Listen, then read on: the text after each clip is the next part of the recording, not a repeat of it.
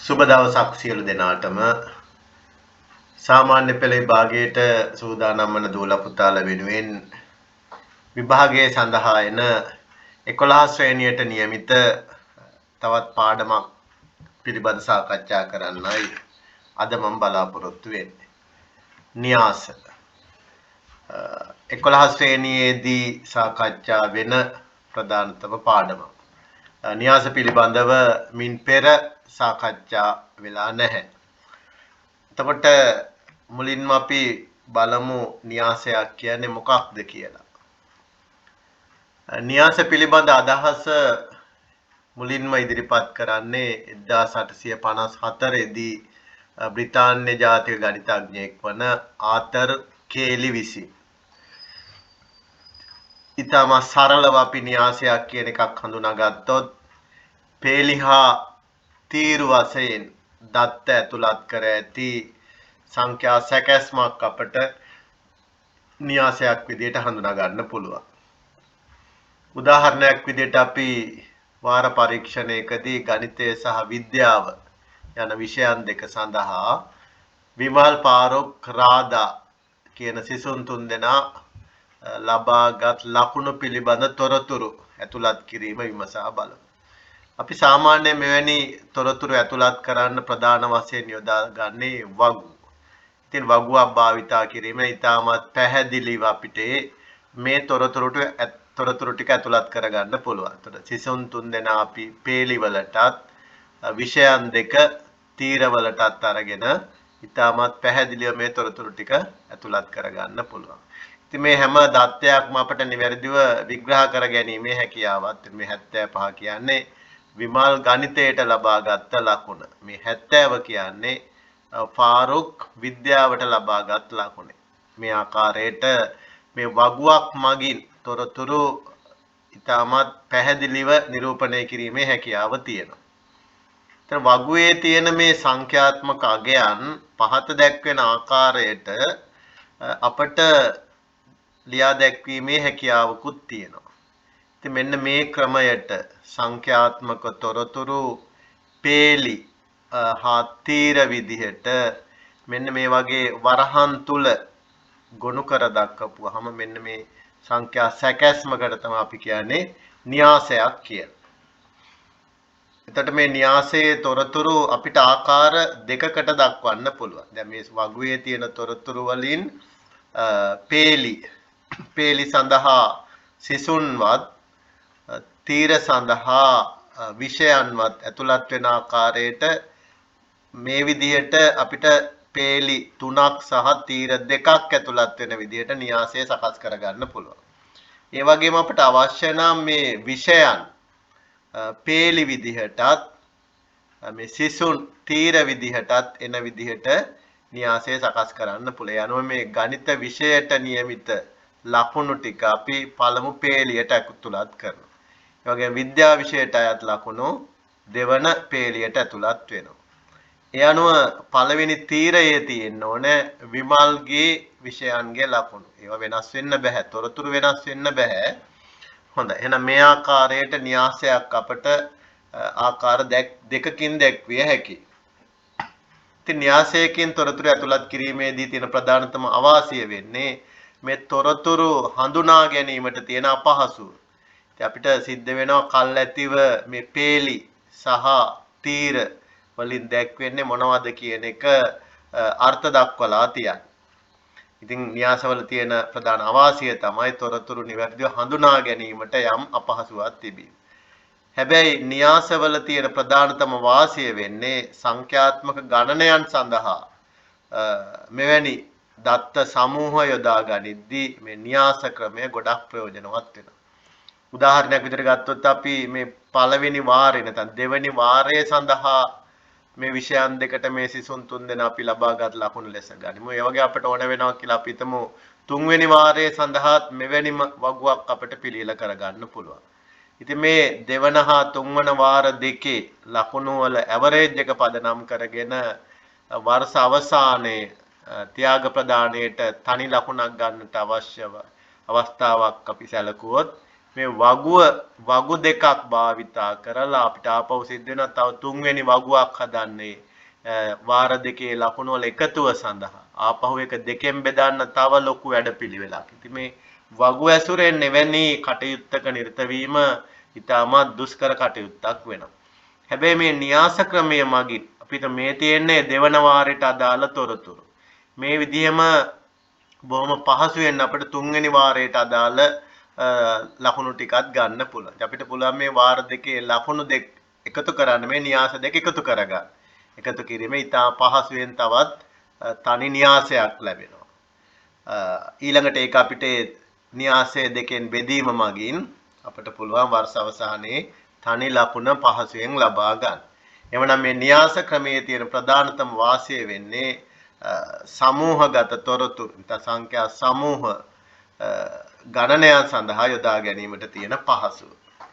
හරි. එහෙමනම් මේ ආකාරයට පේලි සහ තීරු ආකාරයට සැකසූ සංඛ්‍යා සැකැස්මකට තමයි අපි න්‍යාසයක් කියලා කියන්නේ.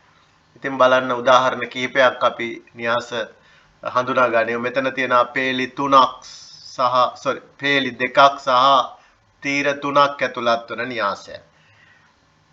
මෙතන තියෙන එක පේලියක් සහ තීර 3ක් ඇතුළත් වන න්‍යාසය. මෙතන පේලි 3ක් සහ තීර 1ක් ඇතුළත් වන න්‍යාසය. මේ ආකාරයට අපට විවිධාකාරයේ න්‍යාස ඇතුළත් කරගන්න පුළුවන්. ඊළඟට මේ න්‍යාසයක අඩංගු සංඛ්‍යාවලට අපි කියනවා න්‍යාසයේ අවයව කියලා. ඉතින් අවයව සංඛ්‍යා ආකාරයෙන් මෙන්ම වීජීය සංකේත ආකාරයෙන්ත් ඉදිරිපත් කරන්න පුළුවන්. න්‍යාසයක අවයව අපිට සංඛ්‍යාත්මකව වගේම සංකේත ඇසුරෙනොත් දක්වන්න පුළුවන්. ඊළඟට මේ න්‍යාසයක් නම් කරන්න අපි ඉංග්‍රීසි හෝඩියේ ලොකු අකුරක් භාවිතා කරනවා. එතකොට න්‍යාසයේ නම් කිරීමට අපි ඉංග්‍රීසි හෝඩියේ ලොකු අකුරන් භාවිතා කරන අතරම මේ අවයව නිරූපණය කරන්නට අවශ්‍ය වුණොත් සිම්පල් අකුරන් නැත්නම් කුඩා අකුරු භාවිතා කරන්න පුළුවන්. හරි. මේ ආකාරයට අපට න්‍යාසයක් නම් කරන්න පුළුවන්. සමාන ලකුණු අපි අර කුලක නම් කිරීම වගේම න්‍යාසත් නම් කරන්න අපි ඉංග්‍රීසි පොඩි ලොකු අකුරක් භාවිතා කරලා මේ විදිහට න්‍යාස නම් කිරීමක් කරන්න පුළුවන්. අපි බලමු තවත් උදාහරණයක් මගින් විශේෂිත තොරතුරු කොහොමද න්‍යාසයක ඇතුළත් කරන්නේ කියලා. කාටිසිය ඛණ්ඩාංක තලයක පිට A හා B කියන ලක්ෂ දෙකක ඛණ්ඩාංක මේ විදිහට ඉදිරිපත් කරලා තිබුණොත් අපි කොහොමද මේ තොරතුරු ටික මේ ලක්ෂ දෙකේ ඛණ්ඩාංක x ඛණ්ඩාංකේ y ඛණ්ඩාංක කොහොමද අපි න්‍යාසයක ඇතුළත් කරන්නේ? අපි මුලින්ම මේ තොරතුරු ටික අපිට පුළුවන් වගුවක ඇතුළත් කරන්න. අපි x ඛණ්ඩාංක y ඛණ්ඩාංක දෙක පේලි විදිහටත් ලක්ෂ දෙක තීර විදිහටත් අරගෙන මේ විදිහට වගුවක දාන්න පුළුවන්. ඉතින් මේ තොරතුරු ඉතා පහසුවෙන් අපට න්‍යාසයකට ඇතුළත් කරන්න පුළුවන් මේ අදාළ තොරතුරු ටික. එතට පේලි දෙකක් සහ තීර දෙකක් ඇතුළත් වන න්‍යාසයක් විදිහට මේ තොරතුරු ඇතුළත් කරගන්න පුළුවන්. හැබැයි අපි කල්ැතුව හඳුනාගෙන තියෙන්න ඕනේ පේලි මගින් දැක්වෙන්නේ ලක්ෂවල x හා y ඛණ්ඩාංක තීර වලින් දැක්වෙන්නේ a හා b ලක්ෂ කියන කාරණය. හරි. ඊළඟට අපි න්‍යාසයක ගණය කියන්නේ මොකක්ද? ඒ වගේම විශේෂ න්‍යාස වර්ග කීපයක් අපි හඳුනා ගන්නවා. ඉතින් මේ විදිහ අපි න්‍යාසයක් අරගමු A කියලා න්‍යාසයක් ගත්තොත් මෙන්න මේ A න්‍යාසයේ ඇති පේලි ගණන දෙකක් වෙනවා. ඒ වගේම තීර තුනක් තියෙනවා. න්‍යාසයක පේලි ගණනයි තීර ගණනයි මෙන්න මෙහෙම ගුණිතයක් විදිහට දක්වපුවහම අපි ඒකට කියන න්‍යාසයේ ගණය කියලා. ඉතින් පේලි දෙකක් සහ තීර තුනක් තියෙන නිසා දෙක ගුණ කිරීම 3 දැන් දෙක කතීර 3 ආකාරයට අපි න්‍යාසයේ ගණය ලියා දක්වනවා. මේක අපි කියවනවා මේ න්‍යාසය 2 3 න්‍යාසයක් කියලා. ඉතින් අපි හැම වෙලාවෙම මතක තියාගන්න ඕනේ මේ ගණය ලියා දක්වද්දී මුලින්ම එන්න ඕනේ පේලි ගණන. 2 දෙවනුවට තමයි තීර ගණන එන්නේ. මෙතන ගුණිතයක් ලෙස අපි නිරූපණය කරාට මෙය 6 ලෙස ලියන්න බෑ. මේක ඇතන ගුණිතයට වඩා කතිරේ කියලා කියනවා නම් වඩාත් නිවැරදි වෙනවා. එහෙමනම් මෙය 2 3 න්‍යාසයක් විදිහට ලියා දක්වන්න එහෙම නැත්නම් කියවන්න පුළුවන්. හරි.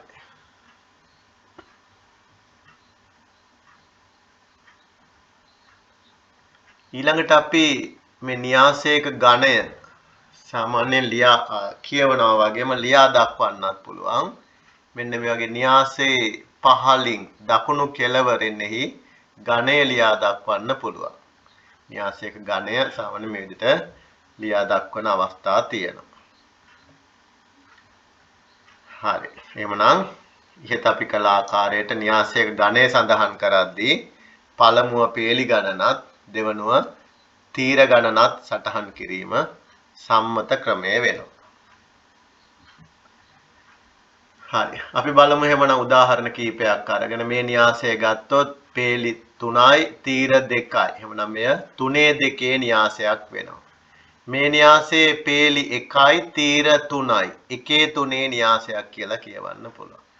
ඉතින් මෙවැනි න්‍යාස වලට අපි පේලි න්‍යාස කියලාත් කියනවා. එක පේලියක් පමණක් තියෙන න්‍යාසයක් පේලි න්‍යාසයක් විදිහට අපි විශේෂයෙන් හඳුනා ගන්නවා. මේක පේලි 2යි තීර 1යි. එහෙනම් 2 1 න්‍යාසයක්. මෙවැනි න්‍යාසයකට අපිට තීර න්‍යාසයක් කියලා කියන්න පුළුවන්. මේ තව න්‍යාසයක්. මෙහි පේලි 2යි තීරත් 2යි. එහෙනම් මෙය 2 2 න්‍යාසයක් කියලා කියනවා. මෙවැනි න්‍යාස අපි සමචතුරාස්‍ර න්‍යාස විදිහට ඊළඟට විශේෂිත න්‍යාස වර්ග හඳුනා ගනිද්දී අපිට හඳුනා ගන්න අවස්ථාව ලැබෙනවා. හරි. එහෙනම් පේලි න්‍යාස, තීර න්‍යාස සහ සමචතුරාස්‍ර න්‍යාස පිළිබඳව අපි මදක් විමසා බලමු. එක් පේලියක් පමණක් තියෙන මෙන්න මේ වගේ න්‍යාසයකට අපි කියනවා පේලි න්‍යාසයක් කියලා. ඒ වගේම එක් තීරයක් පමණක් තියෙන මෙවැනි න්‍යාසයකට අපි කියනවා තීර න්‍යාසයක් කියලා. ඒ වගේම පේලි ගණනත් තීර ගණනත් සමාන වන න්‍යාසයකට කියනවා සමචතුරාස්‍ර න්‍යාසයක් කියලා. ඊළඟට තවත් අපිට න්‍යාස වර්ගයක් හම්බෙනවා ඒකක න්‍යාස. ඒ වගේම සමමිති න්‍යාස කියලා. ඉතින් මෙන්න මේක ටිකක් විශේෂයෙන් අපි දැනගත යුතුයි.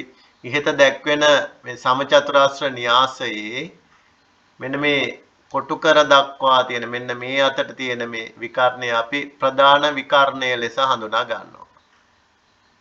ඉහළ වම් කෙළවරේ සිට පහළ දකුණු කෙළවර දක්වා දිවෙන මෙවැනි මේ විකර්ණය අපි සමචතුරාස්‍රික අපි විකර්ණ දෙකක් තියෙන බව හඳුනා ගන්න. මෙන්න මේ අතර තියෙන විකර්ණය ප්‍රධාන විකර්ණය ලෙස හඳුනා ගන්න. හරි. ඊළඟට සාමාන්‍ය මේ විකර්ණ හඳුනා ගන්නේ සමචතුරාස්‍ර න්‍යාස වල පමණයි.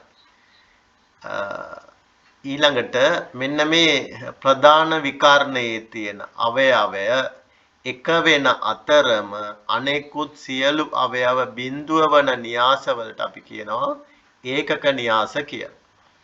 කිසියම් න්‍යාසයක ප්‍රධාන විකර්ණයේ පිහිටි සියලු අවයව වලගේ එක වෙන අතර විකර්ණයේ පිහිටි අවයව හැර අනෙකුත් අවයව සියල්ලම බිඳුව වෙනවා. ඉතින් මේ වගේ න්‍යාසයක් තමයි අපි ඒකක න්‍යාසයක් කියලා හඳුනා ගන්න.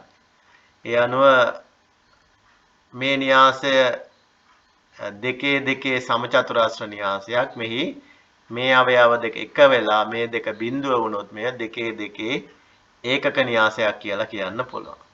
ඉතින් මෙතන තියෙන්නේ 3 3 සමචතුරාස්‍ර න්‍යාසයක්. ප්‍රධාන විකර්ණය එක වෙලා තියෙනවා. අනෙක් අවයව ඔක්කොම බිඳුව යනවා. මෙය 3 3 ඒකක න්‍යාසයක් විදිහට හඳුනා ගන්න පුළුවන්.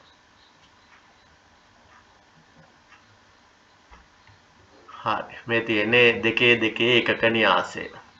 සාමාන්‍ය ඒකක න්‍යාසයක් විශේෂයෙන්ම නම් කිරීමේදී ඉංග්‍රීසි වඩියේ I අක්ෂරය යොදා ගන්නවා. මෙහි පේලි n හා තීර n සහිත ඒකක න්‍යාසය අපි I n කතිර n මගින් ලියා දක්වනවා. සාමාන්‍ය ඒකක න්‍යාසය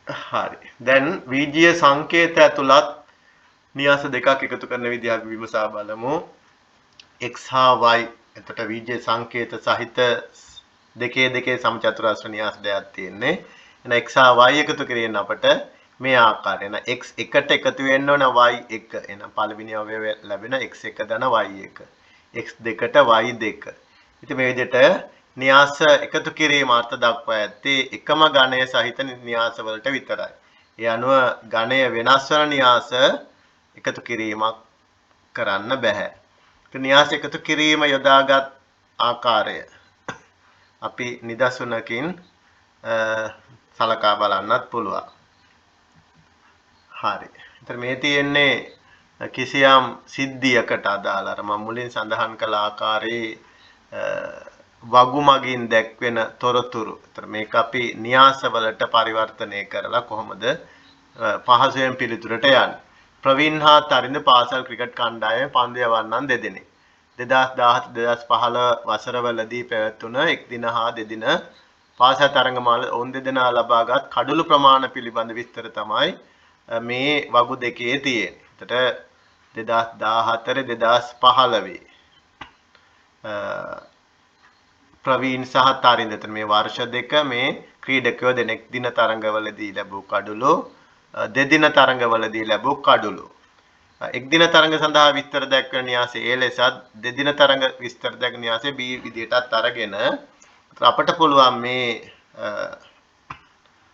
දෙකේදීම ඒ කියන්නේ එක් දින සහ දෙදින තරඟ වලින් එක් ක්‍රීඩකයා එක් වසරේදී ලැබූ මුළු කඩලු සංඛ්‍යාව ලබා ගන්න මේ න්‍යාස එකතු කිරීම පිළිබඳ දැනුම භාවිතා කරලා තියෙනවා. වගු ඇසුරෙන් මේ කටයුත්ත කරනවට වඩා න්‍යාස භාවිතයේ මේ පිළිතුර හරි පහසුවෙන් අපට ලබා ගැනීමේ හැකියාව තියෙනවා. එතකොට මෙහි A දන B න්‍යාසයෙන් දැක්වෙන්නේ කුමක්ද? එයින් කියවෙන්නේ ප්‍රවීන් හා තරිඳු 2014 2015 වසරවල එක් දින හා දෙදින තරඟවලදී ලබාගත් මුළු කඩලු ප්‍රමාණ පිළිබඳ තොරතුරු. ඒක අපිට වගුවකින් මේ විදිහට දක්වන්නත් පුළුවන්. හරි. අපි ආපහු බැලුවොත් AB න්‍යාස දෙකේ මේ අවයවයට 21ට අනුරූප අවයවය 14. ඒ අනුව 35ක් වෙනවා. මොකද්ද මේ 35න් අර්ථ දැක්වෙන්නේ? එතකොට මෙතන ඉන්නේ ප්‍රවීන් 2014 දී එක් දින හා දෙදින තරඟ වලින් ලැබූ කඩලු ගණන තමයි 35ක් වෙන්නේ. එහෙනම් ප්‍රවීන් 2014 දී ලබාගත් ඒ වර්ග දෙකෙන්ම ලබාගත් මුළු කඩලු ගාන 35යි. මේ විදිහට පහසුවෙන් අපට මේ න්‍යාස එකතු කිරීම මගින් තොරතුරු ලබා ගන්නට හැකියාව තියෙනවා. ඉතින් මේ ආකාරයටම න්‍යාස අඩු කිරීමත් අපිට අර්ථ දක්වන්න පුළුවන්. එහිදී සිදු කරන්නේ අනුරූප අවයව අඩු කිරීම. මේ සඳහා න්‍යාස දෙකේ ඝන සමානව තිබීම අවශ්‍යයි. අර පෙර ආකාරයටම එකතු කළ ආකාරයටම අපිට A න්‍යාසයෙන් B න්‍යාසය අඩු කරන්න අපි A ඍණ B ආකාරයට නිරූපණය කරන්න පුළුවන්. අනුරූප අවයව අඩු වෙනවා. 5න් එකක් අඩු වෙනවා 4යි. 9න් 4ක් 5යි. 2න් 6ක් අඩු කරාම ඍණ 4. 3න් බිඳුවක් අඩු කරාම 3යි. මේ ආකාරයට න්‍යාස අඩු කිරීමත් ඉතා පහසුවෙන් කරන්න පුළුවන්. ඊළඟට න්‍යාස දෙකක සමානතාව ගැන කතා වෙනවා. න්‍යාස දෙක එකිනෙකට සමාන වේ යන්නේ තේරුම කුමක්ද කියලා බලුවොත් න්‍යාස දෙක සමාන වෙන්න අනිවාර්යයෙන්ම ඝන සමානව තියෙන්න ඕනේ. ඒ වගේම මේ අනුරූප අවයව සමාන වෙන්න ඕනේ. එතන මේ න්‍යාසයට සමාන න්‍යාසයක් නම් B. එතන මේ දෙකට A සමාන වෙන්න. ඒ කියන්නේ A වලගේ දෙකක් වෙන්න ඕනේ. 3 B ට සමාන වෙයි. ඒ කියන්නේ B වලගේ 3ක් වෙන්න ඕනේ. එතකොට 10 C ට සමාන C 10ක් වෙන්න ඕනේ. 9 D ට D 9 මේ ආකාරයටම එනම් එක් න්‍යාසයක එක් අවයවය අනෙක් න්‍යාසයේ අනුරූප අවයවයට සමාන වෙන්න ඕනේ. ඉතින් එවැනි අවස්ථාවකදී අපි කියන න්‍යාස දෙකට සමාන න්‍යාස කියලා. න්‍යාස දෙකක සමානතාව අර්ථ දැක්වෙන්නේ ඝණය සමාන වූ න්‍යාස සඳහා පමණ. මෙයා දෙකේ න්‍යාසයක් දෙකේ න්‍යාසයක්. ඊළඟට අපිට එනවා න්‍යාසයක් සංඛ්‍යාවකින් ගුණ කරන්න. මේකත් ඉතා පහසු කටයුත්ත. අපි ඒකේ න්‍යාසය මේ විදිහට ගත්තොත් ඒ න්‍යාසය 5න් ගුණ කරන්න ඇති අවස්ථාවක් අපි සැලකුවොත් න්‍යාසයක් කිසියම් පූර්ණ සංඛ්‍යාවකින් ගුණ කරාම වෙන්නේ අපිට පුළුවන් ඒ න්‍යාසය 5න් ගුණ කිරීම 5යි a කියලා නිරූපණය කරන්න. මෙහිදී වෙන්නේ න්‍යාසයේ හැම අවයවයක්මම සංඛ්‍යාවෙන් ගුණ වෙන එක. එහෙනම් මේ හැම අවයවයෙන් 5න් ගුණ කිරීම අපිට පිළිතුර ලබා ගන්න පුළුවන්. 5 වරක් 3 15යි, 5 වරක් 1 5යි, 5 වරක් 0 මේ ආකාරයට මේ හැම අවයවයක්ම 5න් ගුණ කිරීමෙන් ඒ පිළිතුරු න්‍යාසය ලබා ගන්න පුළුවන්. ඒ න්‍යාසය 5න් ගුණ කිරීම 5යි ඒ ආකාරයට නිරූපණය කරනවා. මේ පියවර අත්‍යවශ්‍ය නැහැ. නමුත් පිළිතුරු ලබා ගනිද්දී මේ උදව්වක් කරගන්න පුළුවන්. ඒ වගේම න්‍යාසයක් ඍණ පූර්ණ සංඛ්‍යාවකින් ගුණ කරන්නත් පුළුවන්. මෙතන ධන 5 මෙතන ඍණ 3. එහිදී වෙන්නේ අර පෙර ආකාරයටම ඍණ 3ෙන් මේ හැම අවයවයක්ම ගුණ වෙනවා. ඍණ 3ෙන් ධන 3 ගුණ කරාම ඍණ 9යි. ඍණ 3ෙන් ගුණ කරාම ඍණ 3 වරක් 1 3යි ආකාරයට අපිට පිළිතුර ලබා ගන්න පුළුවන්. එවනම් මේ ආකාරයට න්‍යාසයක් ගුණ කරන්නට පුළුවන් පූර්ණ සංඛ්‍යාවකින්. ඉතින් මේ විදිහට න්‍යාස සම්බන්ධ තවත් අපිට කතා කරන්න කොටසක් ඉතිරි වෙලා තියෙනවා. න්‍යාස දෙකක් ගුණ කිරීම. ඉතින් මේ කටයුත්ත ටිකක් පරිස්සමෙන් කළ යුතු වෙනවා.